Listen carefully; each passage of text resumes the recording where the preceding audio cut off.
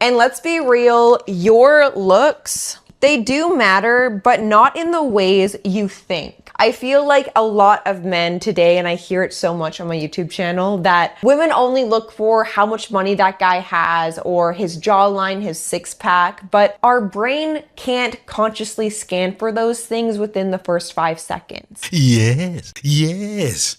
This is the manosphere we fell in love with, gentlemen. Shout out to Barbarossa, Barbar, because he's the one who introduced this data-backed style of content to me. The kind of content that simply cannot be disputed. No opinion, no vibes, just the science. In today's video, we're going to be uncovering the most attractive man according to science, so there is no confusion, and to allow yourself to gain insight to what actually matters when it applies to your attraction, and how there is hope for every single one of you today listening. Because if you can incorporate exactly what I will be sharing, then your life will not only improve from the inside out, but your attraction will just be a natural byproduct to the new things you can implement into your lives today that will have a huge impact on how you are perceived. So if that interests you, please stay to the end of today's video because some of these may surprise you. Attraction is not a choice, but what you do with the raw material you've got,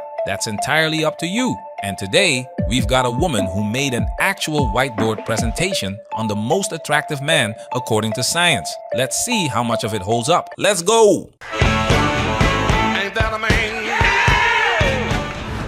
Now, the first pillar to what really makes a man attractive has everything to do with his first impression. And this really does matter and is something I don't think a lot of men understand, is that we as human beings judge a person within 5 seconds of meeting them. We're scanning for your overall health, your confidence, your energy, and just how you overall represent yourself for us to just form our very own first impression. And that has everything to do with what our brain is actually scanning for when it applies to triggers of attraction. And when it comes to triggers of attraction, this has everything to do with who you are as a man and how you represent yourself, like I said before. And there are so many elements to what makes a really great first impression, one that is memorable, one that leaves a person thinking, I want to know that guy more. There's something about him that I either haven't figured out yet or something I just want more of because it's made me feel really good about myself. But here's the thing, men, you can only have a positive first impression when you know exactly who you are. And that's the pillars you stand behind in your own daily life that has everything to do with a man you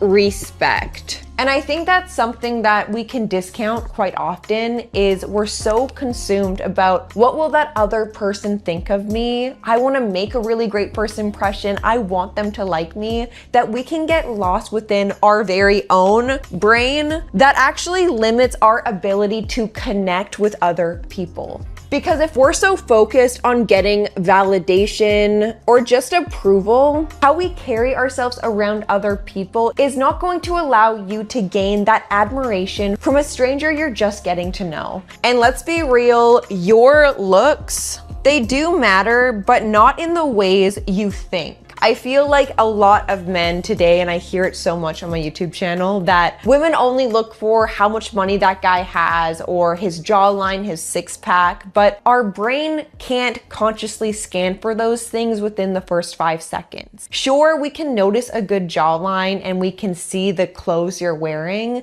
but that ultimately doesn't give a person enough evidence of the type of man you are. First impressions are exactly what's broken modern dating, especially post-high school and post-college. Dating apps have proven this beyond argument. Women are not, in general, being drawn in by the first impression of most men. Why? Because the first impression on an app isn't a person. It's 6 photos and a bio nobody reads. And notice what she just said about looks, jawline, six-pack. They matter, but they don't give a woman enough evidence of the type of man you are. True in a living room, false on an app where that's the only evidence she has. Here's what nobody talks about, gentlemen. Đó là dễ thương, risotto. Risotto! Apps have warped attraction itself into an endless scroll, and the brain treats it like one. Dopamine doesn't fire for average. It fires for extremes, for novelty, for the top of the curve. She's not evaluating character on a swipe. She's chasing a hit, a still photo of an average man simply can't produce. Honestly, I'm sometimes bored and tired of dating apps. It's not because there are too many options but rather too few. As my work involves art, I have a thing for beauty. So, their profile picture has to be quite attractive in order for me to read about them. Risotto!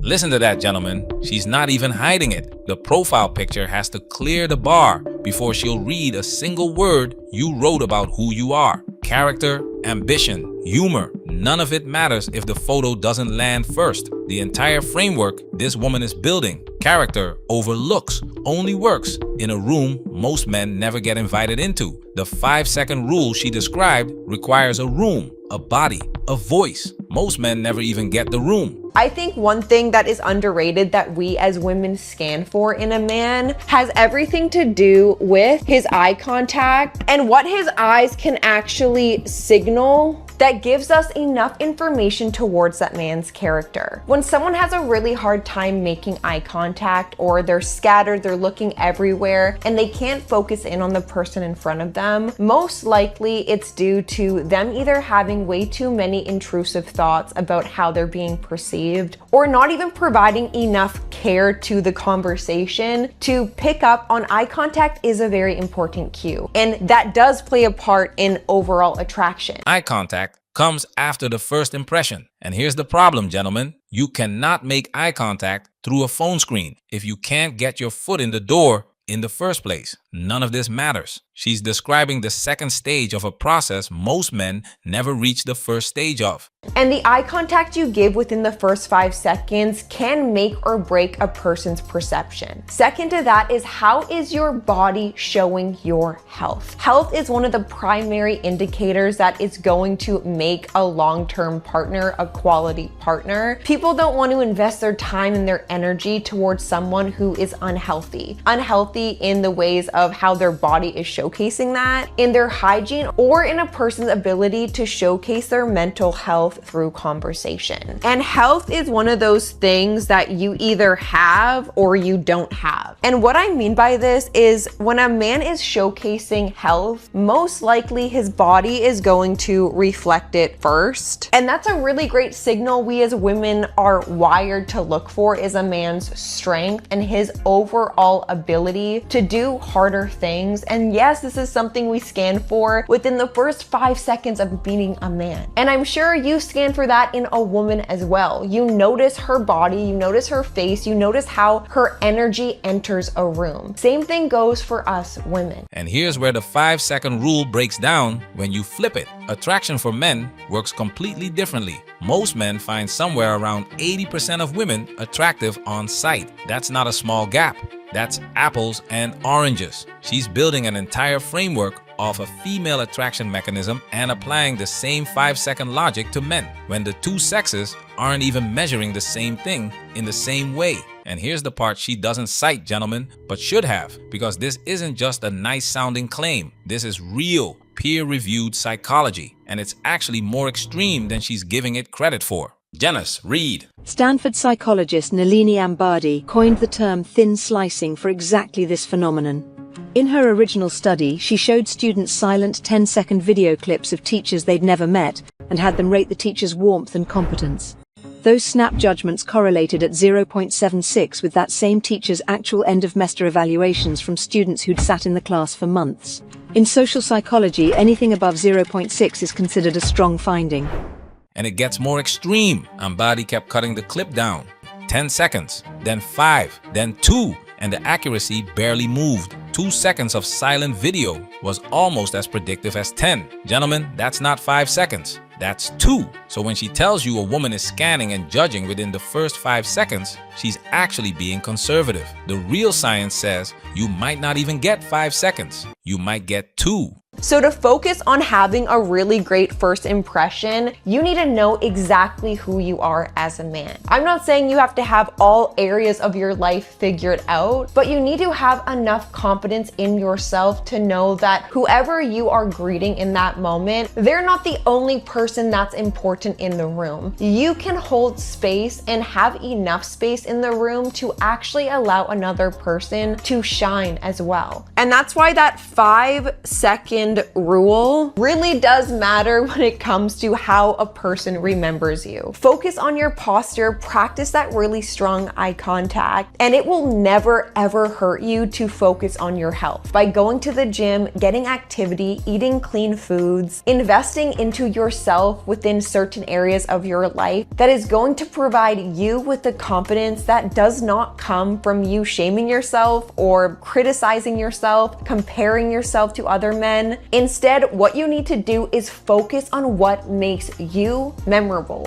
what makes you different from other people. And when you have that clarity in the direction of your life, what happens after that isn't always conscious. The people you interact with will unconsciously pick up on the version of yourself you're investing into. And the more you're investing positive energy into yourself, the more you can break down any limitations that you have put upon yourself so you can rise into the best version of yourself that is a man that you can respect and signal that deeper attraction triggers to a woman that will have you stand out amongst any other men she has met. She's right about this part, gentlemen, and credit where it's due. Becoming the best version of yourself matters. But here's the correction. You don't become that man for a woman's validation. You become that man for yourself. And women are the byproduct of that success, not the target of it. The moment you build yourself for her approval instead of your own standard, you've already lost the frame this entire video is trying to teach you.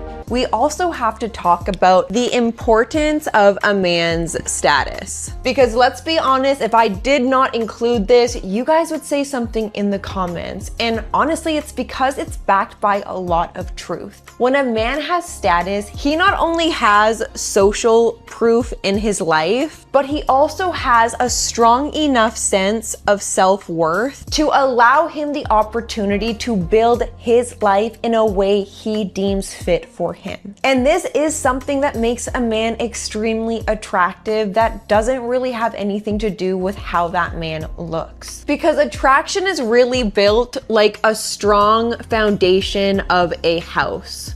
It's not made out of straw, it's made out of concrete. And having a house with enough structure to hold not only himself in safety, but also other people. And when it applies to a woman, that is one of the key things we look for in a man is safety. Safety. There it is, gentlemen. And this is exactly where the double standard originates, and exactly where the broken dating market gets built from the ground up. A woman goes out and builds her own income, her own independence, her own security. And on top of all of that, she still wants a man to be a provider. A woman's socioeconomic status never lowers her standards. It only raises the floor. She'll feel attraction for men at her perceived level or above it, never below.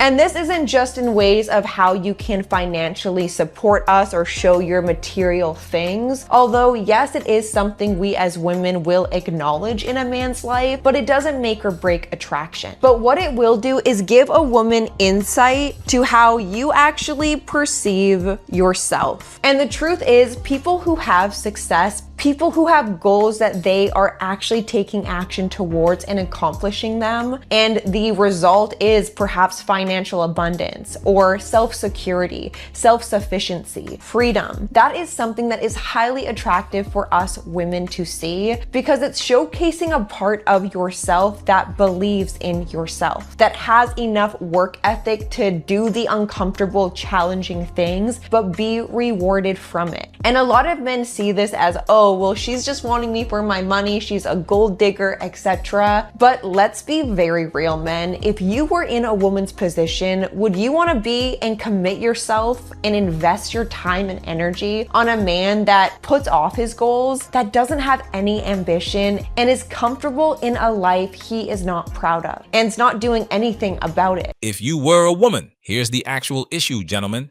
and it's not what she thinks it is. Women having preferences, being naturally drawn to certain traits. That was never the problem. Nobody's arguing against female nature existing. The problem is the refusal to just say it plainly. If society openly admitted that women are, on average, hypergamous, materialistic, and drawn to resources, then men could actually be accountable for their own decisions going in. They could walk into marriage, into divorce court, into every part of this system with open eyes. Instead, we get euphemisms like safety and security standing in for what everybody already knows.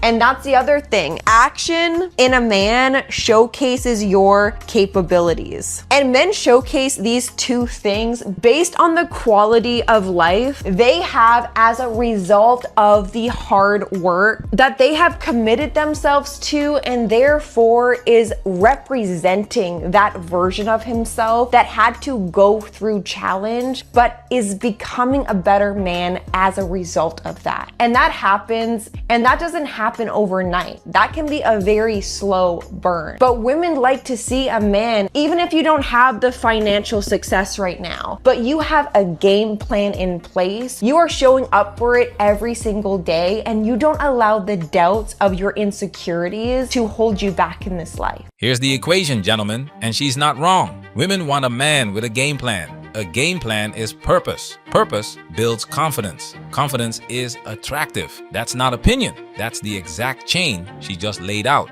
and it's scientifically sound. Because that is one of the main reasons why men lack purpose. They lack the ability to know who they are. It's because they're tying their self-worth to the things that they think will make them more attractive or be perceived in this more valuable way, but they're not changing who they are from the inside out. They're not realizing that things aren't gonna happen overnight and no one's coming to save you. It's the men who can be selfless in their pursuit to find who they are. Because if you're being held back in any capacity right now, look within and not without to find your answers. And that has everything to do almost with the hero journey we as women are actually very attracted to, is a man that had to start from nothing, but he was able to build himself up, and with that build himself, not just in the terms of finances, building his character above anything else. The hero's journey. Women love watching it.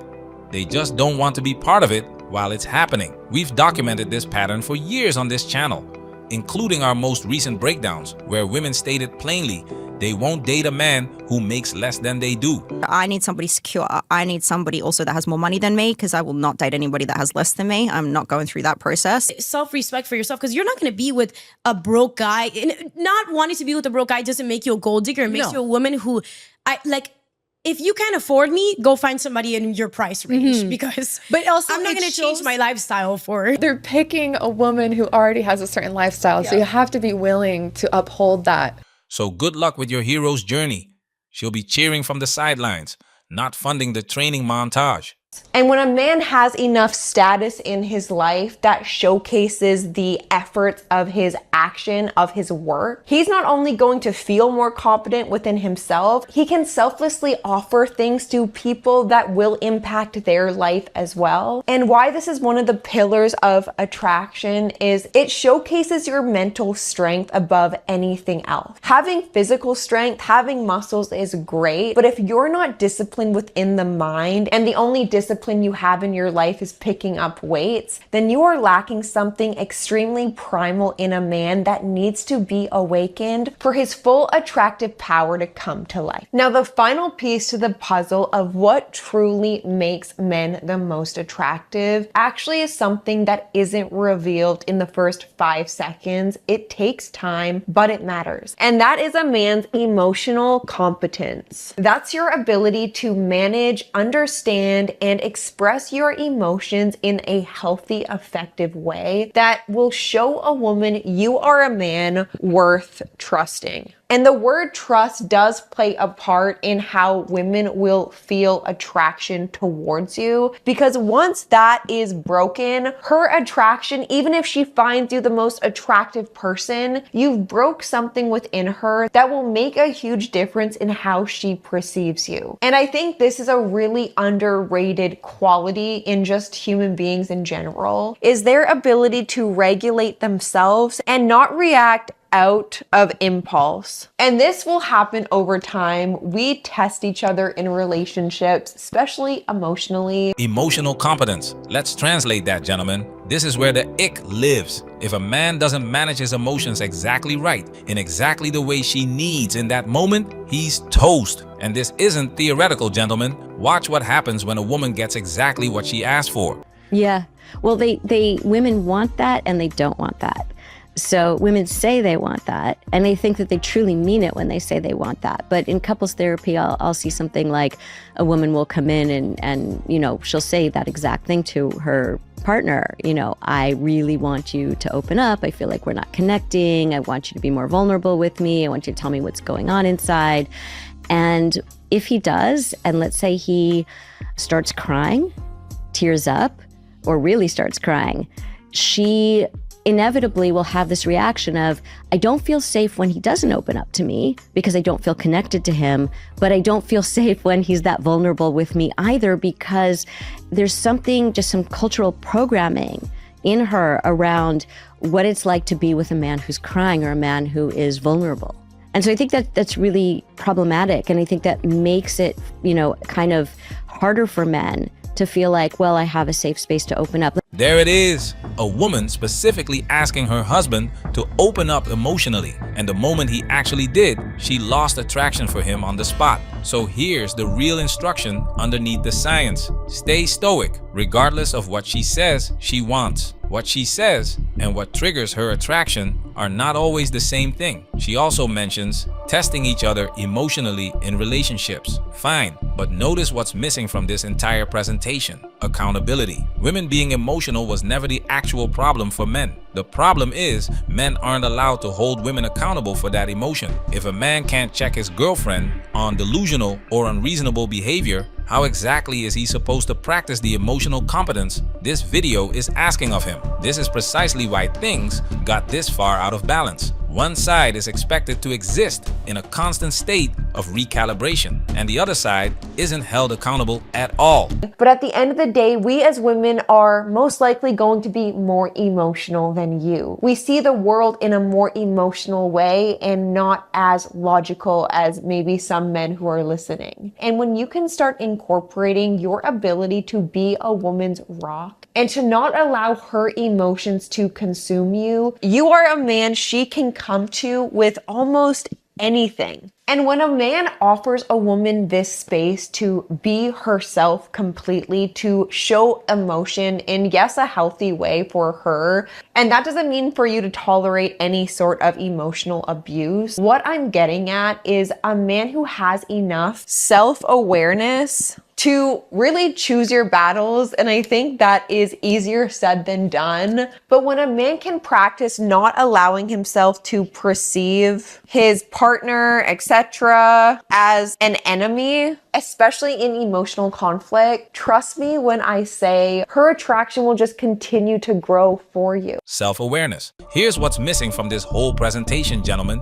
Male attraction to women. Of course it's missing. This video is about female attraction to men. But a self-aware man understands something this video never says out loud. Not everything a woman does is attractive or even acceptable. Sure, it's flattering that women find it attractive when a man can read her mind. It is not realistic, and men going their own way in droves have already run this math. They've concluded the juice ain't worth the squeeze. And going back to that word safety, because she feels safe even in her most uncomfortable, challenging times. And that word emotional competence really has everything to do with a person's ability to do something in the heat of any moment. Do you lose your cool on a woman? You match her energy, you dominate conversation, and you also expect her to treat you as the man. And when a man can show the emotional competence in action to a woman, that is where attraction really does grow, because you're not all talk. You're a man that can actually provide something much deeper than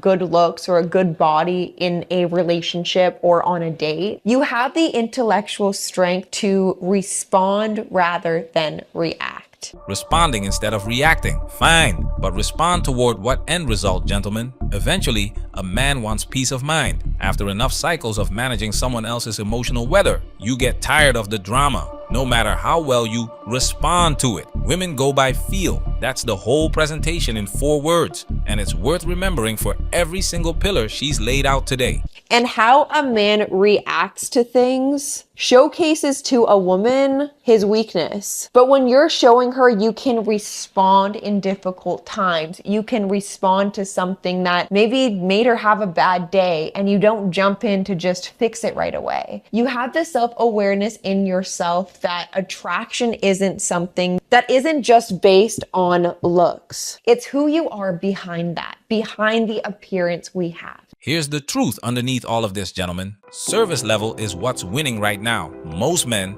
can't even get their foot in the door in the first place. But when you do get the chance to connect on a deeper level, that's exactly where attraction actually gets triggered. That's one of the reasons looks maxing has become such a massive trend. Men have figured out that the 5-second rule is real, brutal, and mostly out of their control once it's happening through a screen. So they're optimizing the one variable they can actually change before they ever walk in the room.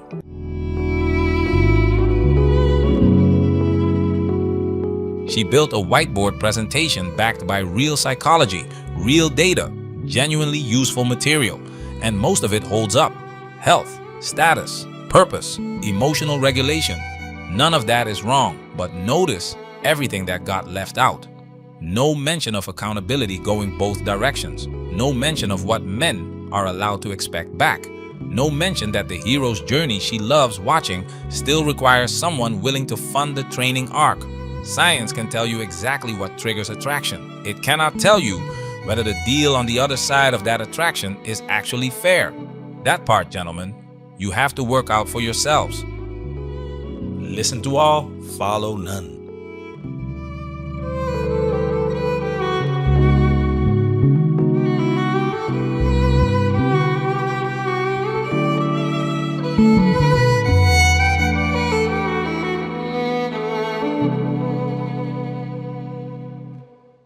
Manosphere, we working. Protect yourself at all times. This video has officially been highlighted.